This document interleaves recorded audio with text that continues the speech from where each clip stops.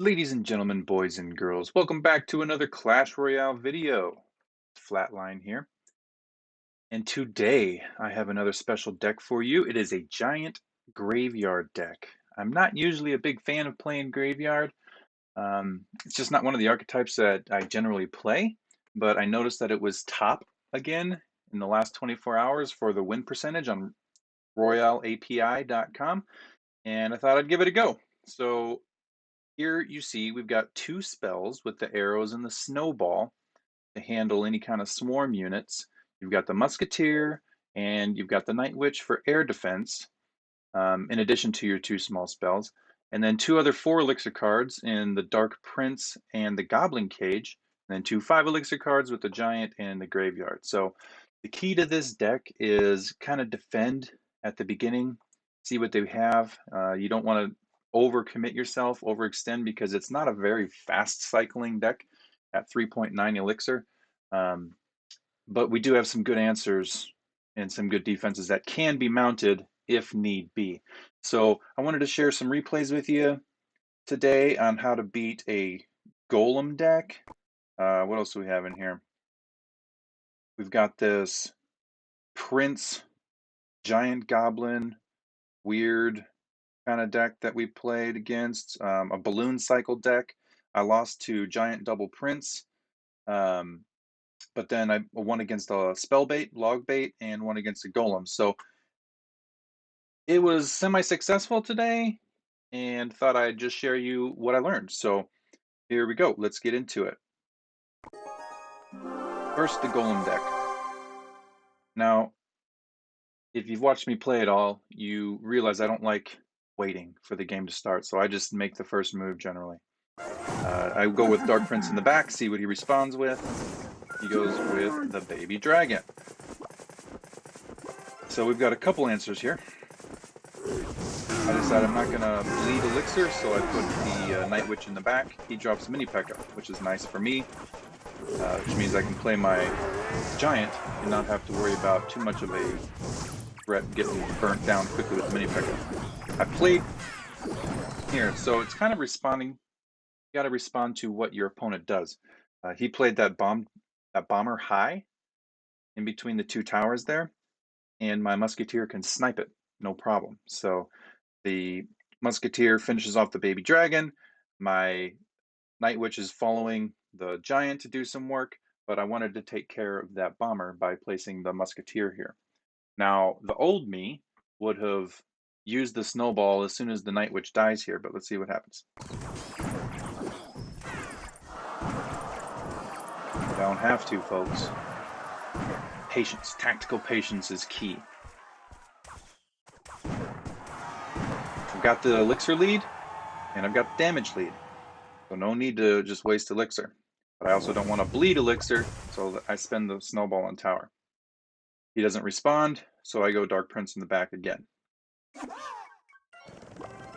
Or do I? I figured it was Golem, so he went with a Mega Minion in the back. He wants to build up that big push, that big Golem push. So I immediately attacked the other lane. I didn't want him to get any kind of huge push going in that right lane, so I decide to eat the damage of the Baby Dragon on the left tower. I kite the Mega Minion over with the Giant, and then he starts burning me down with that bomber again. So once again, he puts it in range of my Musketeer.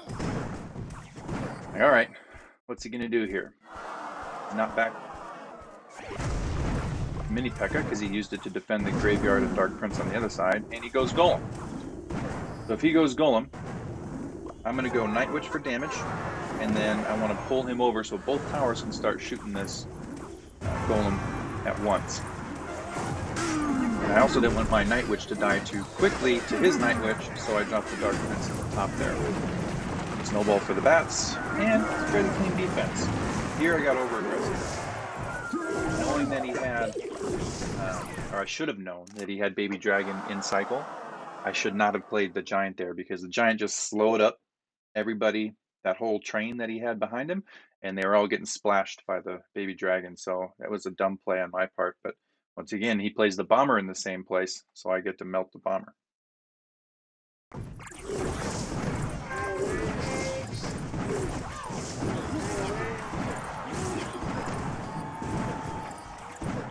we go. Once again, if he doesn't respond to this, I get some decent chip. Now he decides he's going to push other lane. He's recognized at this point he can't push through, or he wasn't able to push through on his first golem push. Anytime he plays the Night Witch in the back like he just did, then you know he's going to try to build a golem push in that lane. That's the general tactic. It's that's what you do in this deck. In a golem deck, you play Night Witch in the back, and then you play golem in front of it.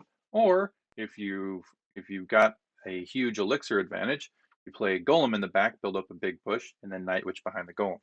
Either way, I knew what he was trying to do here, so I decided to go in on the right lane.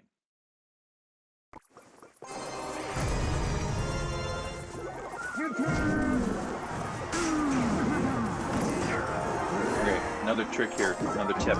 When playing a graveyard deck, do not play graveyard first and then have your support unit come in front of it. You want the tower to target your tank unit first before the graveyard skeletons start spawning. So that's what I did there. I played the Dark Prince. As soon as it crossed the bridge, I dropped the graveyard. I dropped the graveyard right at the same time so that it would start targeting the Dark Prince as the skeletons came up. Used the Goblin Cage to pull the golem over. But at this point, 16 seconds left in the game. All I have to do kind of is defend, and we've got it under wraps.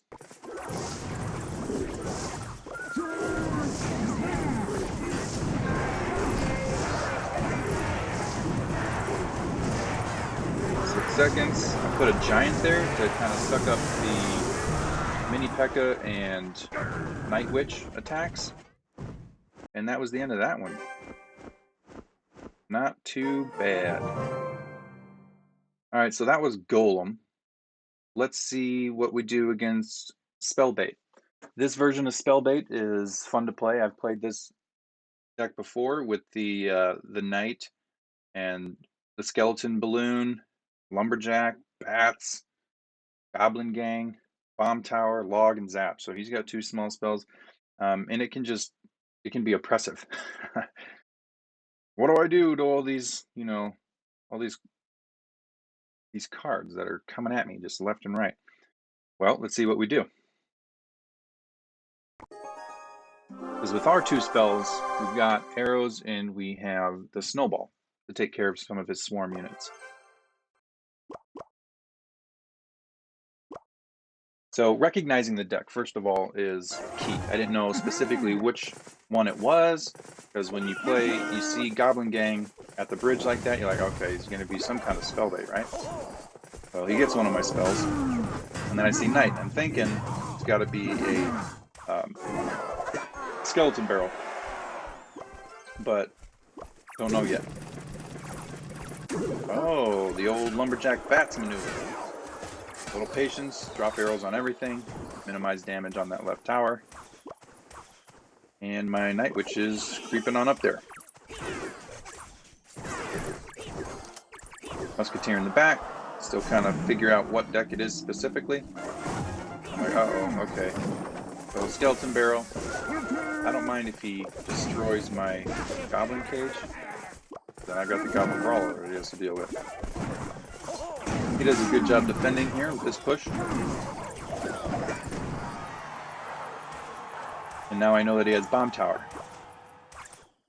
I'm thinking maybe he has Mega Minion. So, still don't know exactly.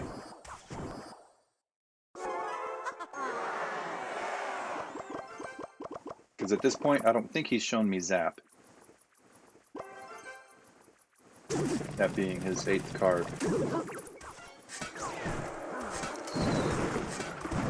He goes to try to damage other lane to mitigate me from doing a big push on the left there. There he shows me Zap, so I'm like, okay, he doesn't have the Mega Knight. Since he just played his Zap, I decided, I know what I'm going to do. I'm going to Graveyard. Pays off. He couldn't get back to his log in time, and now it's a defensive game. And between the Dark Prince, Goblin Cage, arrows, snowball to do a pretty decent job of defending. So I don't have to try to take the left tower. I just need to defend his pushes. So again, defense, defense, defense. Goblin Cage pulls the skeleton barrel over. I don't even have to do anything to those skeletons. They're going to die on their own. Goblin Gang's going to get pulled over. Goblin Brawler's like, hey, let me go this way. That was my original intended direction. And that's it. Spell bait.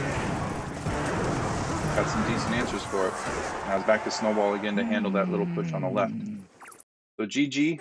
Nice playing against you there, Crystal7. Lost against the Giant Double Prince. That was a tough match. That was a tough match. But here we go against Balloon Cycle. This one's fun. This one's fun here.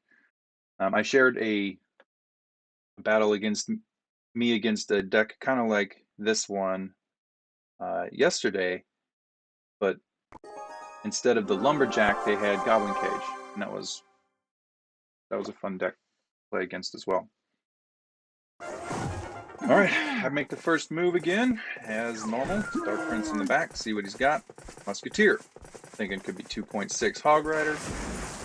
Like, oh, it's definitely 2.6 Hog Rider, right? Let's see.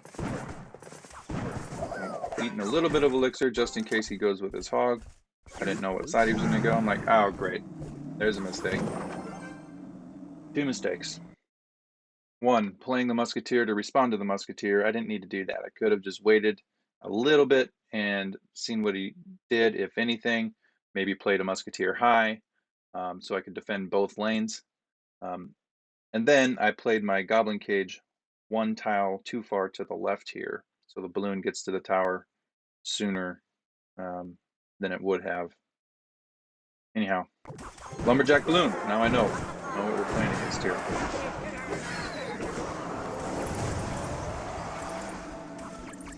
And it's gonna hurt. Oh, raged up balloon. And he's got bats. We can do a little bit of work on the left lane here. Not too shabby. He's not expecting graveyard, I don't think, at this point. Okay. He spent his snowball trying to help his balloon, support his balloon, so I decided to go in. I'm just going in with the giant and graveyard because I knew snowball was out of cycle at the time. Once again, it pays off. I was able to take the left tower, almost take the lumberjack down. But he should die without getting any damage on our tower. Now, once again, it's a defensive game. How do we stop this push? There's the right placement for the Goblin Cage against the balloon. Stop all damage to the tower. Does he get that damage? Yeah, it should. But you don't want that massive balloon shot on your tower. That is obnoxious. Like, hey bats, come with me. Come with me if you want to live. Or die. And I'm going in. The cannon targeted on my giant before I played graveyard, and I could have done it. I could have played graveyard 1 second sooner, and it still would have worked out that way. Probably could have gotten a little more damage, but as it stands, I just want to keep him away from that left tower right now. He mounts a pretty good defense here, and a good offense. He's just, all right, if I can get back to another musketeer, another lumberjack, another balloon. But I dropped Night Witch up there to deal with it. My bats are still alive to kind of contend with that balloon. Goblin Cage to pull it over. One bat's still alive. Bury the bat. Biting the balloon. We like big bats biting balloons. And that was that. Not a bad defense against a balloon deck, balloon cycle. And the final one I wanted to show you is this off-meta battle here against a Goblin Giant and Prince deck. He's got minions and he has the E-Dragon. I don't know if he's trying to do the E-Dragon quest that's happening this season, or if he just likes it or what, but what's going on? I know. I'll play the first card. Thank you, Flatline. You're welcome, Flatline. So I see a Giant Goblin in the back. I'm thinking Sparky, right? Because there's not a lot of good Giant Goblin decks other than the Sparky one. And then I see minions. I'm thinking, yep, it's got to be the Sparky deck. And he has a really good poison here. He takes care of both my Goblin Brawler and my Musketeer, leaving my Giant just defenseless. I didn't know what he had in the way of spells, and I got too aggressive here. This was a bad play. It didn't end up killing me in the end, but I should have waited and not played so much Elixir, because now look, I've got 4 Elixir, and I got to stop a Prince, and I got a Royal Ghost just pounded on my left side tower here. He does a good. That was a good play on his part. He takes the damage lead. So now we're chilling. We're even on Elixir, but he's up in damage because of my over-aggressive play.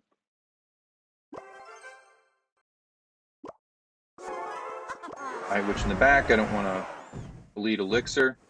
He goes for the left lane. I'm like, okay. Right there. You see the placement of my Musketeer? I can still snipe the left side units, left side lane units there. And when she's done shooting, she's going to move off and support my Night Witch on the right side. So if you don't want to get so anxious in your plays that you're like, oh, I got to defend this right away. You can take some hits. Your tower's pretty tough, and you don't have to drop it immediately unless you're trying to stop all damage, which isn't always possible, and it can keep you from winning the game if you don't support your lane that you're trying to go to. Does that make sense? So once again, have a little tactical patience, let it develop a little bit, see what happens. He didn't drop anything to support it, so I'm like, okay, I'm just going to drop the Musketeer here and see where it goes. Giant in front of the Night Witch. Solid tactic. Lose the left side tower. I'm thinking, okay, we can just tower trade here. I am up in Elixir. I should be able to take this out. And I do. Now he goes in with the Royal Ghost. I think he thought he was up in Elixir or something. I don't know why he would have dropped Royal Ghost in the pocket. So I decided to start a push in the left lane. He drops the Ghost, or the Giant Goblin in the pocket. It's a few hits. In the meantime, I supported the Dark Prince by putting a Giant in the pocket. So you see how much damage my Dark Prince got on the tower? Not bad. Okay, gotta shut these guys down, and I believe I support with a Giant again. Yeah. Little arrows. Wait just a second to see if he plays another spell or another card, and he did. That arrow, we got some good value off of it with the taking out the minions and his scarming. Paid off. He wasn't able to stop us. So there you have it, folks. Give it a try. See if the deck works for you. I'll put a link for it down in the description. If you liked the video, guys, just leave me a comment. I'm going to read every comment that's on there. Like I said, I'm new to this whole YouTube thing, and I'd like to get good at it. So any constructive criticism is appreciated. Thanks for watching. Have a fantastic evening, day, night, whatever time it is there. Enjoy. Take care, guys.